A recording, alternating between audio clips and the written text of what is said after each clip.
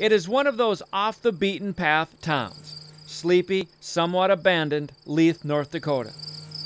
Once a thriving pioneer railroad town where the West began. Now home to just a handful of people, a dozen, who are surrounded by their town's rusty and worn-out yesterday. It's the goals of the Jews to stop the freedom of the First Amendment. Until he moved here. Floodlit, people would drive from all over to see it and say, my gosh, this tiny little colony. Craig Cobb can talk circles around you, intelligent, well-read, and racist. The term hate crime is a Jewish neologism for affirmative action for white men. An active and popular member of white supremacist and white power groups around the world.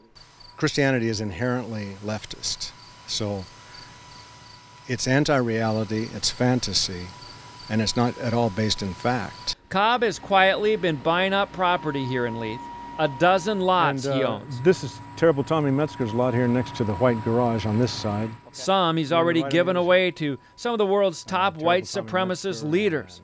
Jeff Scoop of the National Socialist Movement. Cobb wants to turn Leith into an enclave of white power. People's comfort level is best when they're amongst their own. And I know that's maybe not as popular or understood as it was when I was younger. Cobb has deep respect for Adolf Hitler. Yes, I do.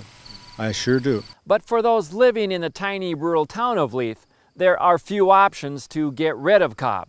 He bought the lots here in town legally, is living here peacefully, but it's what he posts online and says publicly that upsets so many. So all of the people in Leith who are against me, are you going to blame me for that? If they move in 3 dozen Somali families here, are you going to blame me? That's irrational. Mayor Ryan Shook has been on the council since he was 16. A rancher and school bus driver here, he's been fielding calls from the New York Times and CNN. Whirlwind tornado. Leith has become famous for the wrong reasons. He and others in town want Cobb out. Yeah, the concerns are if it does happen.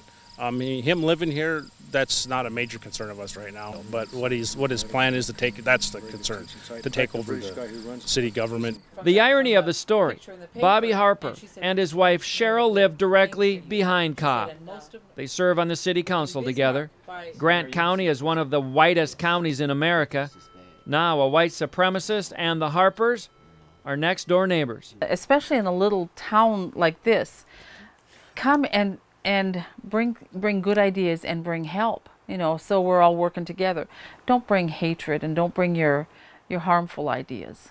Well, we could be doing other things because this guy has ideas about his hatred, and he's got to get guys to follow what he believes in. He's the only Negro in the county, as I understand it, which is just wonderful. On white power websites, the couple's been attacked. Message that this guy wrote, but I am a race mixer, pea-brained, filthy white woman. Those German settlers who called Leith home a century ago could not have predicted this. Their small town snuggled among the buttes, now talk of blogs and internet postings worldwide. The town's pastor wants it to end. This is disturbing because we'd hate to see the wonderful little way of life that we got here changed in any way, and we're still hoping that that's not going to happen.